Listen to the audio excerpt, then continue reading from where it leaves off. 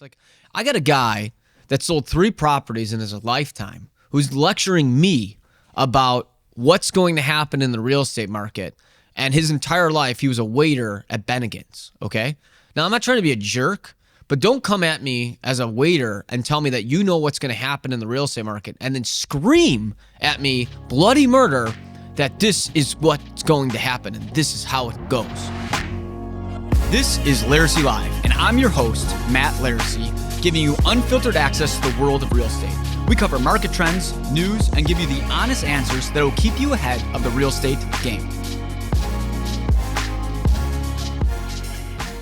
Okay, so today we are talking about prepping for the market dip. We got a lot of people freaking out. We got a lot of sellers going crazy about showings being down a little bit. We got a lot of buyers telling me the world's going to end and there's this bubble that's going to burst and the world's also going to end. And I'm telling everybody, let's just relax. It's a shift that I said that would come. Nothing's going crazy. But because we're getting so many people going absolutely bananas crazy, we decided to do a little bit of a podcast talking about the dip. So let's read off some of these questions. What are you seeing in the marketplace right now? I'm seeing a little bit of a slowdown. I'm seeing showings down. Our showings were super down. I mean, last weekend, I had 4 agents out of town, and I thought I was going to have a nervous breakdown because how nervous I'd be about us missing showings. And then there was 3 of us sitting in the office in the middle of the day on a Saturday, which I haven't seen since probably November. There's always this thing that happens where showings kind of take a little bit of a back seat at the start of the summer.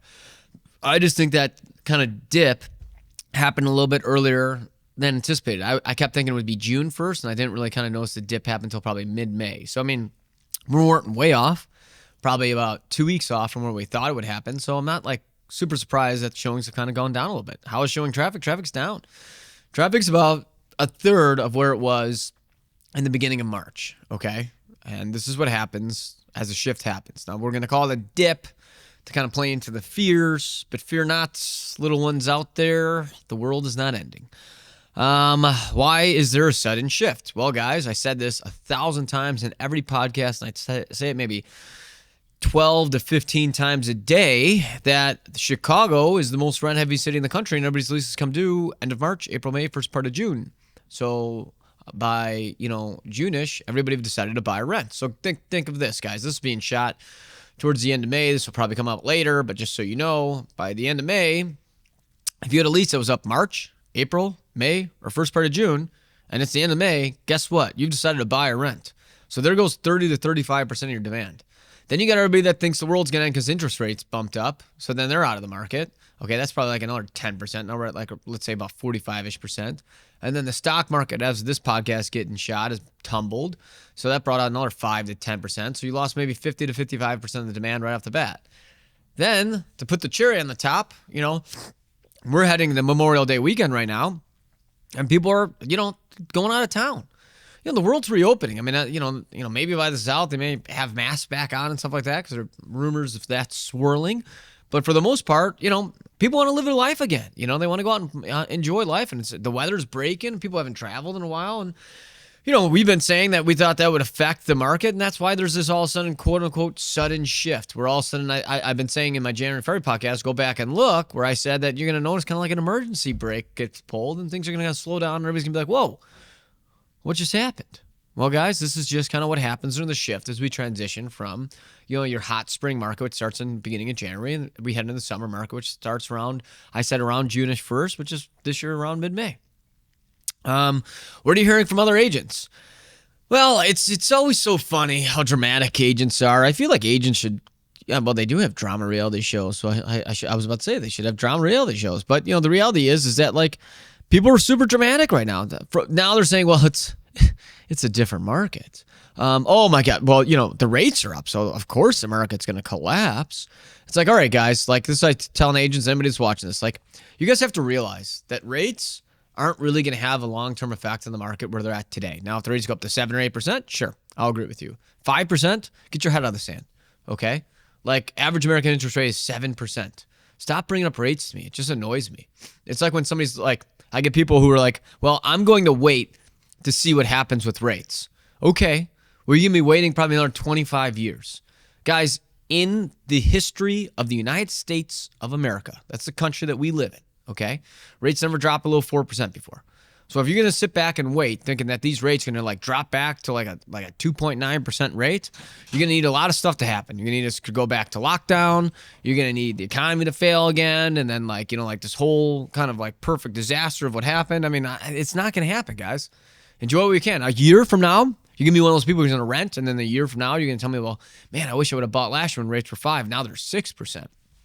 But agents are freaking out because and this is the other problem, is that a lot of what I'm hearing from these other agents, these guys are idiots. They got in the business last 24, 36 months. They've had no business or history. I got these people. This is why I'm always in a bad mood with some of these agents. People are like, why'd you yell at that agent so bad? It's like, I got a guy that sold 3 properties in his lifetime who's lecturing me about what's going to happen in the real estate market. And his entire life, he was a waiter at Bennigan's, okay?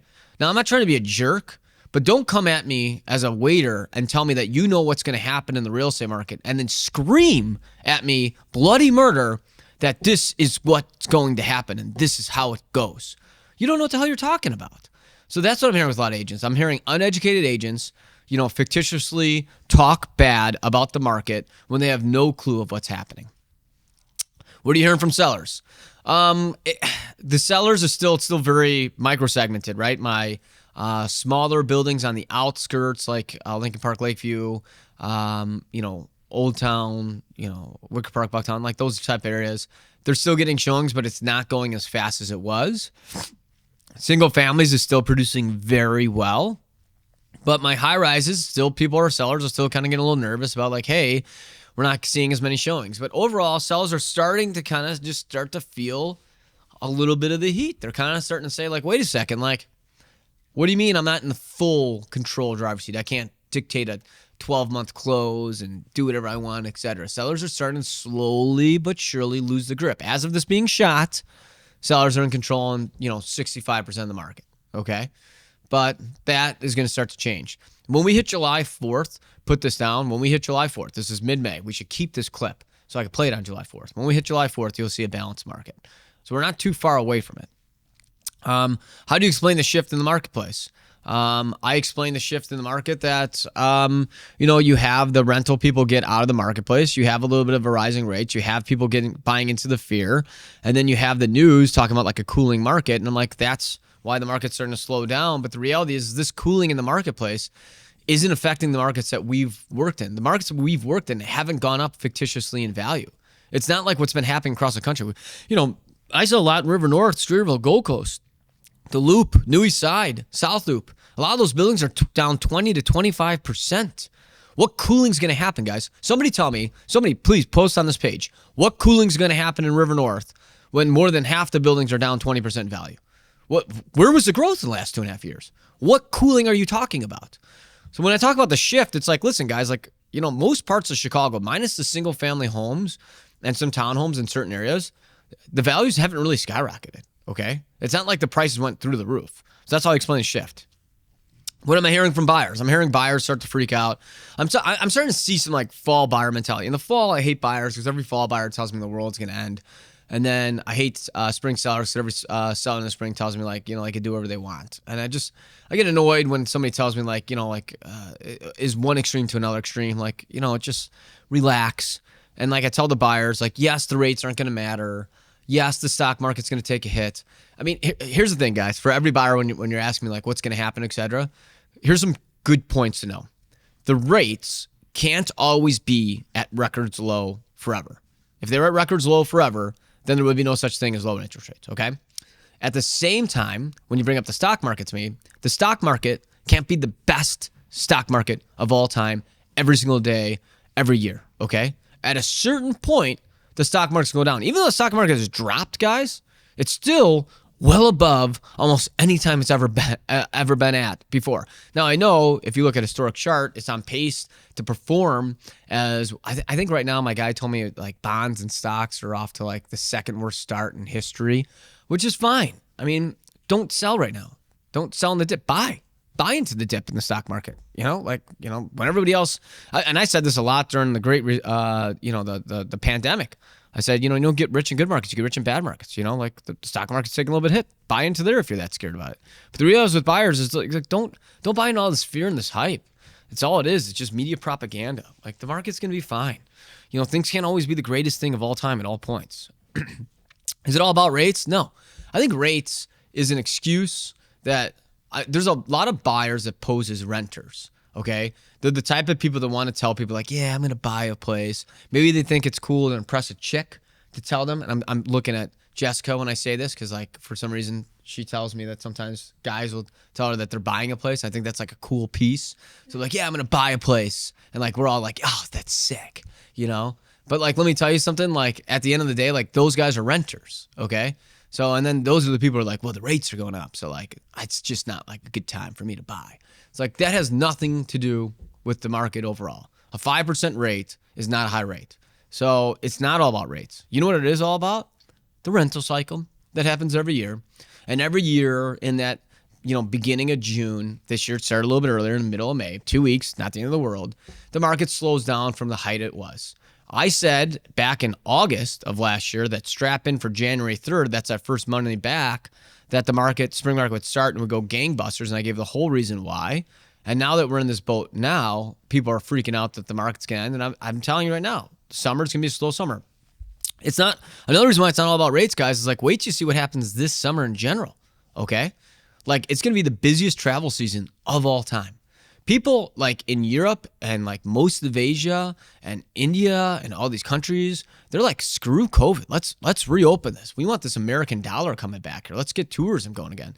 How many people delayed honeymoons? How many people do you know that are watching this right now? Think about this if you're watching this. Like, how many weekends you plan on being in town this summer?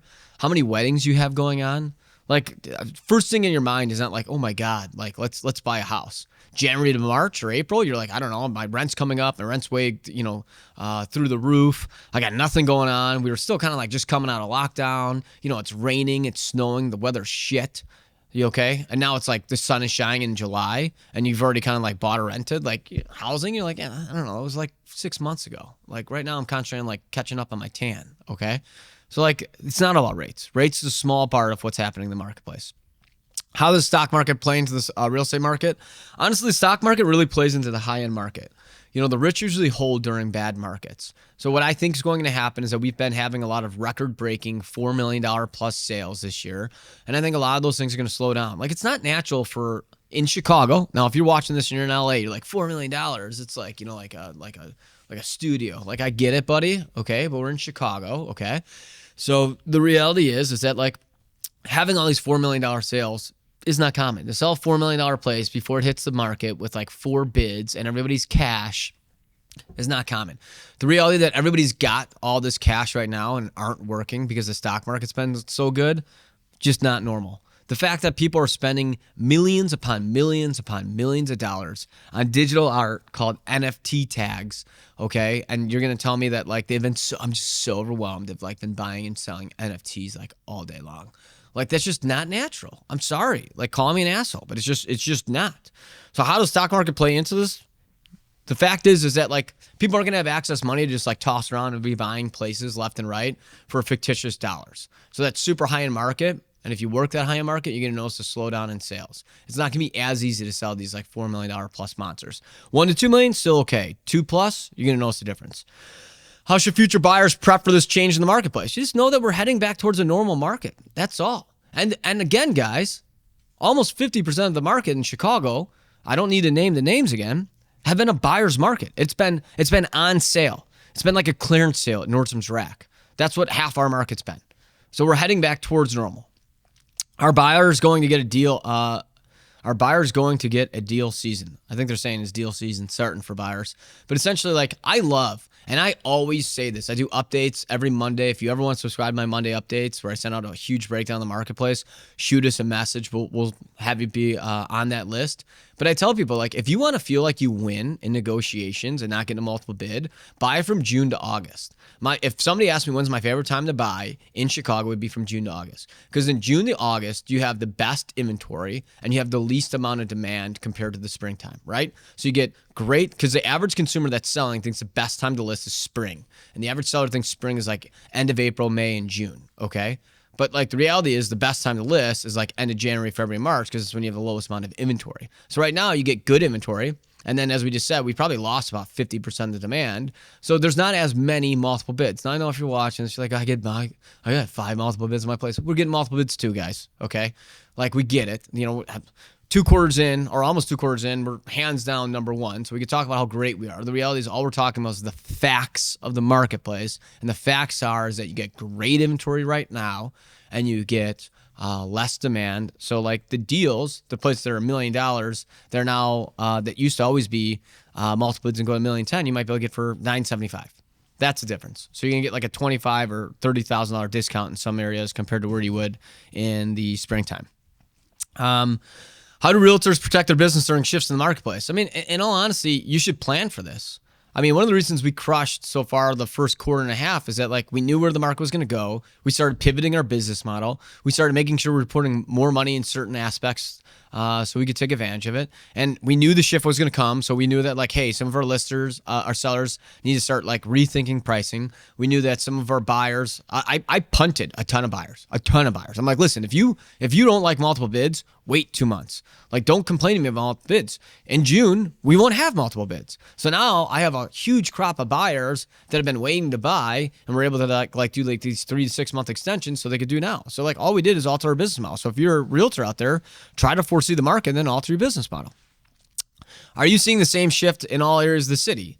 I mean, different parts are getting affected differently. I mean, the high-rise markets, we actually tend to see a little bit of an uptick in interest because you get a lot more out-of-state, international, and empty nester buyers by at that point. At the same time, that $200,000 to $700,000 buyer that was so hot at the start of the year in like those outskirts areas, you start to see that market kind of die down a little bit.